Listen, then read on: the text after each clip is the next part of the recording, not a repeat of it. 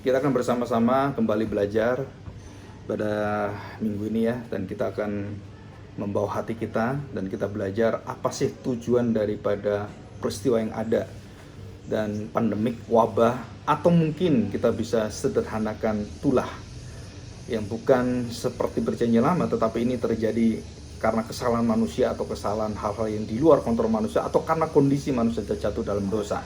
Kita nggak bisa lagi untuk bisa mengontrol semuanya. Maka kita bersama-sama belajar dari firman Tuhan. Mari kita akan persiapan hati kita masuk dalam doa. Tuhan, kami tahu bahwa yang terjadi saat ini adalah tidak ada satu manusia pun yang mengingininya. Karena tidak ada satu orang mengingini dalam sakit penyakit dan dalam kekonyolan mati dengan sia-sia. Dan kami percaya Tuhan, tidak ada yang terjadi tanpa ada maksud yang jelas dari Tuhan. Kami percaya semua jawaban itu ada di dalam seluruh kebenaran-Mu, ada dalam seluruh rancangan-Mu. Kami kadang-kadang sulit mengerti, tetapi kami bisa mengerti hal-hal yang akan menguatkan dan memberikan pengharapan bagi kami. Karena janji-Mu adalah ya dan pasti. Dan setiap daripada kami sudah menerima kekuatan yang sungguh-sungguh bisa mengalahkan isi dunia ini, dan bahkan kerajaan maut tidak bisa meruntuhkannya.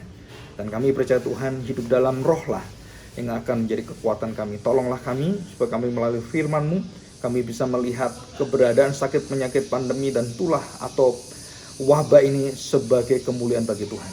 Terima kasih Bapa, kami serahkan hati kami, didiklah kami. Di dalam nama Tuhan Yesus kami serahkan doa kami. Amin. Ya, kita sudah melihat apa yang terjadi dan juga khotbah minggu yang lalu, dan kita sudah mendengarkan tentang konsep ibadah yang benar, dan kita hari ini akan menuju kepada konsep apakah pandemi itu berkaitan dengan rencana Allah atau itu berkaitan dengan kesalahan dan keberdosaan manusia. Dan kita akan bertanya-tanya dan kita akan belajar dari firman Tuhan. Baik, kita belajar dari kebenaran firman Tuhan dari awal kitab manusia itu. Kita mengerti bahwa Adam dan Hawa jatuh dalam dosa, dan kita lihat di sana ada satu kedisiplinan dan satu hukuman dari Tuhan. Yang pertama kepada ular, dan Tuhan mengatakan ular itu akan berjalan dengan merambat dan dengan perutnya, dan kemudian ular itu dihancurkan kepalanya.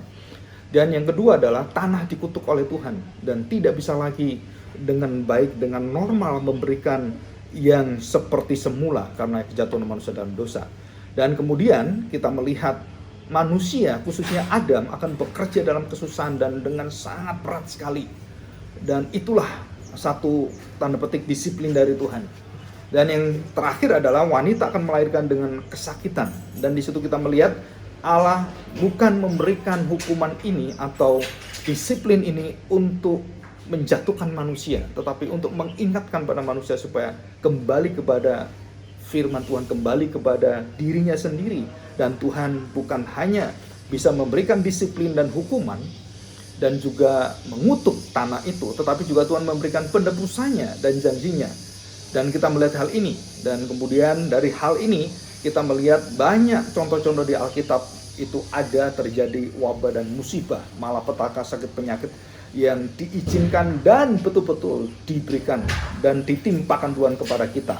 Musibah, malapetaka, sakit penyakit yang terjadi dalam Alkitab begitu banyak. Dan kita tahu ini, baik mulai perorangan, baik mulai dari kelompok orang yang melawan Tuhan dan tidak taat pada Tuhan, ataupun orang-orang yang sungguh-sungguh karena struktur dosa masyarakat atau struktural sin yang ada, sehingga manusia tidak bisa hidup dengan seimbang, sehingga orang-orang miskin di dalam kehidupan mereka seperti yang ada di Afrika, kekurangan makan, kekurangan gizi, itu membawa sakit penyakit yang luar biasa, mulai dari tulang dan semuanya. Dan kita masih ingat virus Ebola yang berasal dari Afrika, MERS, SARS yang mungkin juga berasal dari negara-negara seperti China, dan virus corona juga berasal dari Wuhan.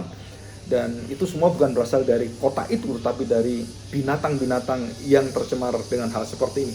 Ataupun yang mungkin lebih besar yang kita sudah dengar dan tidak menjadi masalah lagi karena sudah ada vaksinnya atau imunisasinya, HIV, AIDS, hepatitis, dan banyak kehadiran penyakit yang lainnya belum bisa dijauh oleh manusia.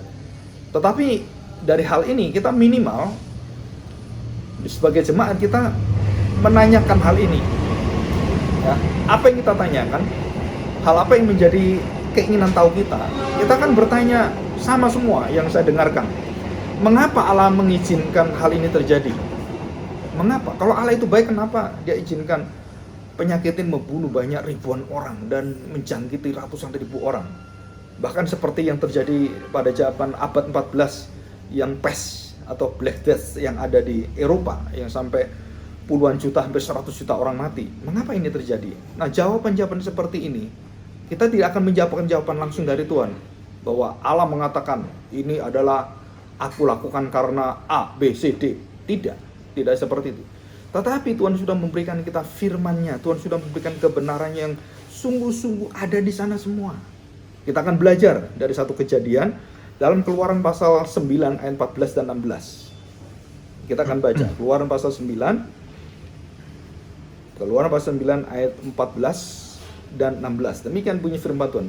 Sebab ini aku akan melepaskan segala tulahku. Jadi ini aku adalah Allah, akan melepaskan segala tulahku atau wabahku terhadap engkau sendiri, terhadap pegawai-pegawaimu dan terhadap rakyatmu, dan dengan maksud supaya engkau mengetahui, engkau mengenal siapa aku. Supaya engkau mengetahui bahwa tidak ada yang seperti aku di seluruh bumi. Tidak ada Allah lain seperti aku. Dan ini ditujukan kepada siapa? Kepada Fir'aun. Dan jelas, waktu tulah yang ketujuh ditujukan kepada Fir'aun, dia jelas mengatakan, supaya engkau tahu kekuatanku, engkau tahu namaku, engkau mengenal aku. Dan inilah tujuan Tuhan. Mengapa wabah virus ini datang? Supaya orang mengenal kuasa Allah, mengenal siapakah Allah, dan kembali kita diingatkan ada pencipta kita yang mengontrol ini semua. Bukan kita semakin menghina Tuhan, mempertanyakan Tuhan. Dan pada ayat yang ke-14 itu kita akan lanjutkan ayat yang ke-15. Demikian bunyi firman Tuhan. Bukankah sudah lama aku dapat mengacungkan tanganku untuk membunuh engkau dan rakyatmu dengan penyakit sampar, sehingga engkau terhapus dari atas bumi? Akan tetapi inilah sebabnya aku membiarkan engkau hidup, yakni supaya memperlihatkan kepadamu kekuatanku dan supaya namaku dimasyhurkan di seluruh bumi. Mengapa terjadi virus corona? Jelas ini ada kekuatan Allah yang luar biasa. Jelas kita masuk dalam hadirat Allah dan kita akan memuliakan dan menyembah Dia serta meninggikan Dia. Dan jelas dikatakan di sini, namaku akan dimasyhurkan di seluruh bumi. Jadi marilah kita bersama-sama rendah hati datang pada Tuhan, dan kita tidak pernah ditolak oleh Tuhan jika kita datang dengan hati yang bertobat, dengan hati yang sungguh-sungguh melihat kuasa Allah yang luar biasa ini. Dan Tuhan akan mampu memberikan pada kita dengan mudah janji-janjinya, termasuk untuk menangani virus ini. Pengetahuan manusia diberi kuasa Tuhan untuk itu. Dan dikatakan di sini bahwa tulah-tulah itu diberikan dan dijatuhkan pada Fir'aun untuk menyatakan kekuatan Allah, untuk menyatakan kebesaran nama Allah, untuk menyatakan kemuliaan Allah, supaya kita semua datang kepada Dia dan dengan hati yang bertobat, dengan rendah hati, memohon belas kasihan Tuhan. Jadi yang pertama, tujuan daripada tulah itu kepada Fir'aun adalah membuka mata Fir'aun tentang kekuatan Allah. Yang pertama. Jadi supaya Fir'aun tidak menganggap dirinya Allah, tidak menganggap dirinya maha bisa, tidak menganggap semua orang yang ahli dalam medis, dalam hal pengetahuan, tidak ada tinggi hati, tidak ada yang sombong. Begitu virus datang, manusia sangat rentan, nggak bisa apa-apa, dan tidak ada yang bisa melawan, dan semuanya menyatakan tidak ada obatnya virus corona ini. HIV/AIDS tidak ada obatnya. Nah, siapa yang mengobati? Dari mana virus ini? Tentu saja bukan ilah yang menciptakan. Virus ini tentu saja adalah Allah yang menciptakan, bukan iblis yang menciptakan. Dan kita tahu bahwa kesalahan-kesalahan dalam dosa itu membuat kita semua akhirnya salah berpikir, akhirnya bisa bertanya pada Tuhan dan menuduh Tuhan. Dan kita tahu bahwa semua yang terjadi ini pernah dialami oleh Ayub, seorang pribadi yang mengalami semuanya, dan Tuhan sendiri yang melalui izin memakai iblis itu untuk menguji Ayub, untuk mencobai melalui iblis itu apa yang harus Ayub nyatakan dalam hidupnya. Dan mulutnya pun akhirnya Ayub mengatakan bahwa aku diuji seperti dalam perapian, sehingga imanku akan menjadi murni seperti emas. Jadi tujuan dari Ayub Menerima semuanya itu adalah dia melihat kembali kekuatan kebesaran Allah dan kedaulatan Allah. Dan Ayub tidak menerima jawaban dari Tuhan, kenapa dia menderita, kenapa dia terjadi seperti ini. Dia hanya berkata, itu kedaulatanmu, itu kehendakmu, pemeliharaanmu, dan engkau melakukan segala-galanya adalah hikmatmu, bukan seperti saya yang terbatas. Dan disitulah kita melihat tujuan daripada Tuhan mendatangkan tulah kepada Fir'aun adalah untuk membuka mata Fir'aun. Yang kedua, untuk menekan, untuk mendesak supaya Fir'aun melepaskan perbudakan. Dan di sini Tuhan mengingatkan pada dunia. Kenapa ini terjadi? Supaya dunia tahu, memberi kesempatan, memberikan waktu pada anak-anak Tuhan yang menyembah Allah, yang sungguh-sungguh mencari Allah, supaya diberi kesempatan. Dan Allah memberikan itu kebebasan kepada manusia untuk mencari Dia. Dan tidak boleh ada satu orang yang menutupi ini. Baik aturan pemerintah, baik hukum-hukum yang ada. Saudara, kasih itu diterima di mana-mana. Kasih itu tidak pernah bisa dihalang oleh siapapun. Kasih itu tidak bisa dikalahkan oleh dosa. Bahkan kasih itu mengalahkan dosa. Jadi jika orang mencari Allah, Allah adalah kasih, maka di situ memancar kasih yang luar biasa. Dan orang yang membuka dirinya dan membuka negaranya untuk orang-orang mencari Allah kebenaran itu, negara itu akan diberkati luar biasa. Tapi orang-orang yang menutup dirinya dan melawan Tuhan dan membuang nama Tuhan, maka negara itu adalah negara yang akan kesulitan dan bahkan negara yang di dalam murka Tuhan. Tulah itu juga menimpa bangsa Israel, jangan lupa saudara. Coba kita lihat di dalam Keluaran pasal 12. Kita berpikir tulah itu untuk orang jahat saja. Bukan seperti itu. Tulah juga diberikan kepada orang-orang yang tidak taat pada Tuhan, termasuk bangsa Israel. Keluaran pasal 12 ayat 13. Ya. Dan di sini dijelaskan tentang tulah ini. Dan darah itu menjadi tanda bagimu pada rumah di mana kamu tinggal. Tetapi aku melihat darah itu, maka aku akan lewat daripadamu. Jadi jika tidak ada tanda itu, jadi tidak akan ada tulah kemusnahan di tengah-tengah kamu apabila aku menghukum tanah Mesir. Jadi jelas sekali, waktu Tuhan menghukum Mesir dengan tulah itu bisa menimpa kepada orang Israel. Tetapi orang Israel diberikan perlindungan oleh darah Kristus, oleh darah anak domba, oleh darah penebusan yang dilaburkan, dipuaskan, dikuaskan di palang pintu semuanya.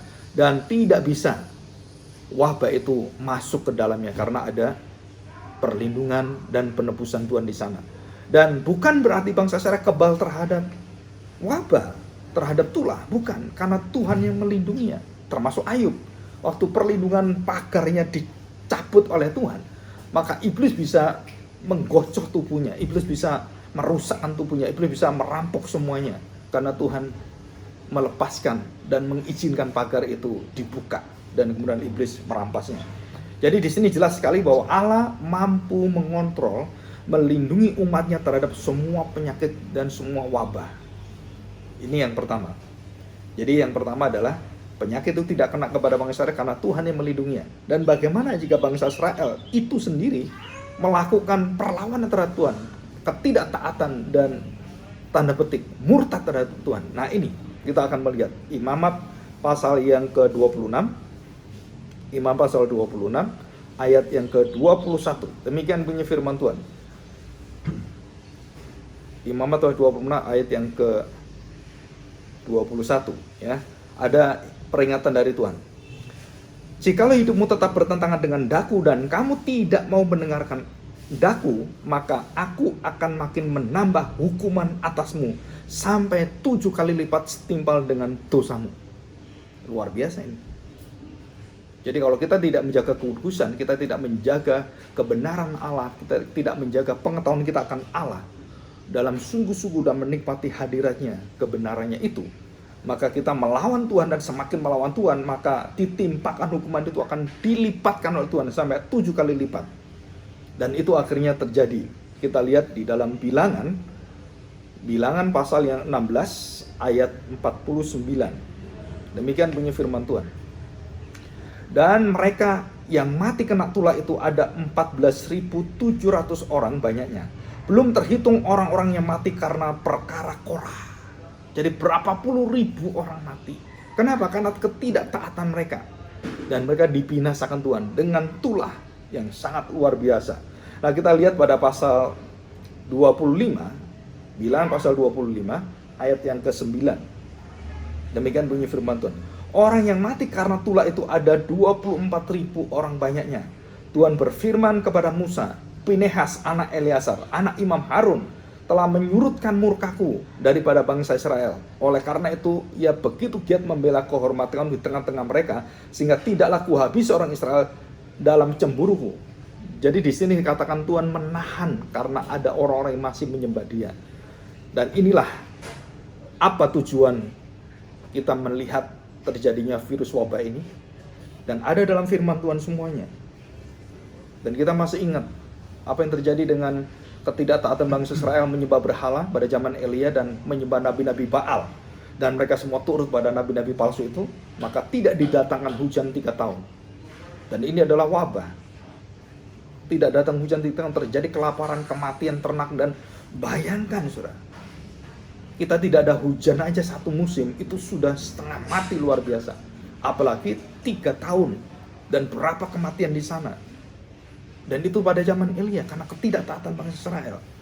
Dan menyembah berhala dan bersekongkol dengan raja-raja yang orang-orang kafir itu. Dan kita melihat juga ada seperti virus Ebola atau Corona. Dalam Ulangan 28 ayat 22 saya akan bacakan. Ya, ini mirip sekali. Ya. Tuhan akan menghajar engkau dengan batuk kering. Nah, ini sama ya. Demam. Dan demam kepala atau yang sakit sekali, radang di dalam tenggorokanmu, kekeringan, hama, dan penyakit gandum. Semua itu akan memburu engkau sampai engkau binasa. Bayangkan. Jadi ini jelas sekali dikatakan di sini bahwa di dalam Allah memberikan berkat dan kutuknya kepada kita, kita harus hati-hati. Dan setiap orang Kristen di dalam perjanjian baru, di dalam darah Kristus, tidak ada kutukan. Jika itu terjadi pada kita dan sampai kemudian merenggut nyawa di antara kita, baik keluarga kita atau diri kita, maka jangan sekali-sekali kita mengatakan itu adalah kutukan. Kenapa? Karena kutukan sudah diambil Tuhan. Di dalam perjanjian lama, mereka karena ketidaktaatan murtadnya, Tuhan menimpakan pada mereka. Dan jika mereka tidak datang pada Tuhan, maka tidak ada pertolongan. Dan inilah kasus yang ada. Semua langsung datang dari Allah sendiri. Tujuannya adalah untuk membawa hati bangsa Israel berbalik kepada Tuhan. Dan mendapatkan janji kemurahan dan kasih Allah. Menerima belas kasihannya dan bukan lagi marahnya. Dan di situ Tuhan akan menyesal jika kita berbalik dan bertobat. Dan Allah begitu lembut hatinya menantikan kita. Jadi itulah musibah, wabah, malapetaka. Jelas sekali. Bagi orang percaya, semua menunjukkan kepada kemuliaan, kebesaran, kekuatan Allah, kedaulatan Allah. Dan dalam Roma pasal 8:28 dengan jelas dikatakan untuk kebaikan kita. Nah, dalam 2 Tawarik pasal 7 ayat 13 kita baca, ada beberapa ayat penting. Saya ingin kita semua mengenal ini. 2 Tawarik pasal 7 ayat yang ke-13 sampai 14. Ya, jelas sekali di sini dikatakan, bila mana aku menutup langit sehingga tidak ada hujan, dan bila mana aku menyuruh belalang memakan habis hasil bumi, dan bila mana aku melepaskan penyakit sampar di antara umatku, dan umatku yang atasnya namaku disebut merendahkan diri, berdoa dan mencari wajahku, lalu berbalik dari jalan-jalannya yang jahat. Jangan hanya berdoa ya, tapi sungguh-sungguh berbalik, meninggalkan jalan yang jahat, maka aku akan mendengar dari surga dan mengampuni dosa mereka serta memulihkan mereka. Luar biasa ini. Sekarang mataku terbuka dan telingaku menaruh perhatian kepada doa dari tempat ini. Sekarang telah kupilih dan kukuduskan rumah ini, supaya namaku tinggal di situ untuk selama-lamanya. Maka mataku dan hatiku akan ada di situ sepanjang masa. Dan disinilah kita memiliki jaminan dari Tuhan. Bahwa setiap orang yang percaya hidup dalam ketenangan, hidup dalam kebahagiaan dan jaminan dari Allah dan darah Kristus itu menghilangkan semua kutukan dan tulah dalam hidup kita. Dan tulah yang menimpa kita tidak bisa membinasakan kita. Fisik kita bisa meninggal, tetapi jiwa dan roh kita akan dibangkitkan Tuhan. Jangan pernah kita ketakutan dalam hal ini. Jangan kamu khawatir. Di dalam perjanjian baru, nah kita akan pelajari yang terakhir, dalam perjanjian baru, Yesus menyembuhkan segala sakit penyakit dan apapun penyakitnya. Dalam Matius pasal 9 dikatakan banyak orang datang dan segala penyakit disembuhkan dia. Di dalam Markus pasal 3 ayat 10 juga sama. Jadi apa fungsi penyakit itu? Nah, di dalam perjanjian lama untuk menyatakan Allah itu punya kuasa, menyatakan kekuatan yang luar biasa, dan orang yang tidak taat pada dia akan dihantam oleh Tuhan, dihajar dan dimurkai oleh Tuhan. Dia berdaulat, dia bisa mengatur segala-galanya. Kalau kamu berdoa dan berbalik, dia akan pulihkan kamu. Dan sebaliknya di sini dalam perjanjian baru, penyakit-penyakit semua ada untuk menyatakan apa tujuannya?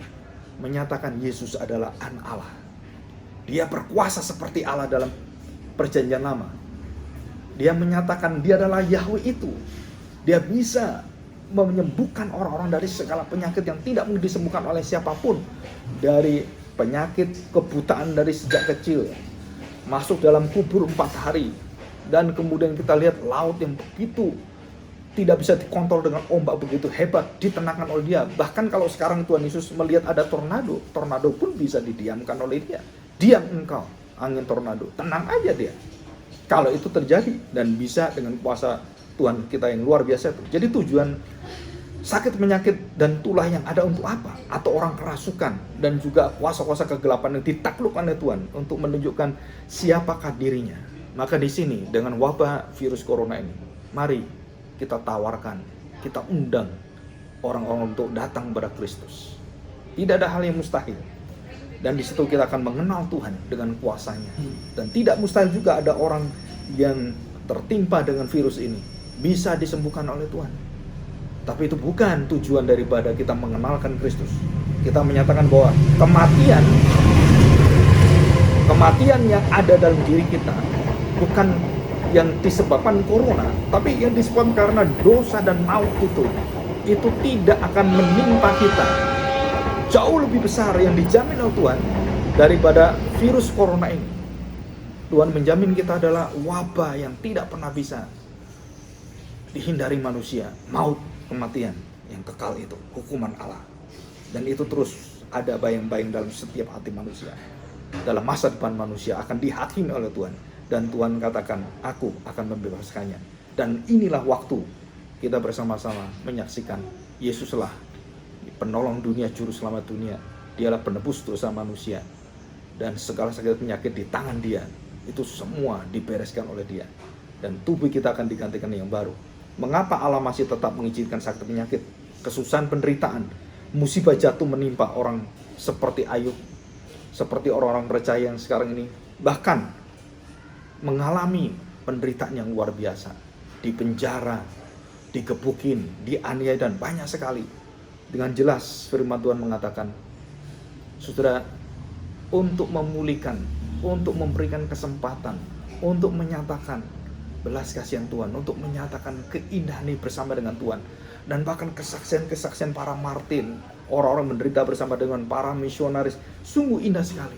Dan tidak ada sakit penyakit yang bisa mengalahkan mereka. Bahkan kena wabah pun, kena tulah pun, kita tahu bahwa kita sudah bersama dengan Tuhan. Dan tidak ada yang bisa mengalahkan kita kecuali kasih Kristus. Mari kita bersama-sama untuk datang pada Tuhan. Jadi jangan kamu khawatir lagi, jangan kamu gelisah. Jangan kamu seperti orang dunia yang mencari keselamatan di tempat-tempat yang lain. Jangan kamu menjadi gegabah dan kemudian menimbun banyak hal, menimbun masker, menimbun makanan, dan berlebih-lebihan, dan itu dosa dan tidak berkenan pada Allah. Tapi marilah engkau yang berlebihan, lihatlah sesamamu, lihatlah orang-orang yang di sekitarmu. Mari kita bersama-sama berkata kepada Tuhan, Tuhan, inilah waktu yang indah. Biarlah namamu dimasyurkan. Biarlah engkau sebagai juru selamat dikenal oleh dunia ini. Mari kita berdoa dan kita bersama-sama akan mendengarkan. Kalau ada pertanyaan dan semuanya kita bisa belajar bersama-sama. Bapa, kami bersyukur di hadapan-Mu Tuhan, tolong kami dan kami serahkan hati kami. Tuhan, kami tahu bahwa seringkali hati kami ingin mencari kebenaran di dalam seluruh daripada pikiran kami. Kami seringkali tergesa-gesa Tuhan. Kami seringkali memikirkan keamanan kami sendiri. Dan juga kami memikirkan keselamatan diri kami sendiri. Tapi hari ini Tuhan, Ajar kami untuk tidak egois, tidak mementingkan diri sendiri, tetapi kami melihat orang-orang di sekeliling kami. Dan jadikan kami sebagai orang Samaria yang baik hati, seperti hati-Mu Tuhan. Terima kasih Bapa. Dan pertolongan dari Roh Tuhan akan menyatukan hati orang percaya untuk datang kembali dan memancarkan cahaya kemuliaan Kristus Anak. Di dalam nama Tuhan Yesus kami serahkan doa kami. Amin.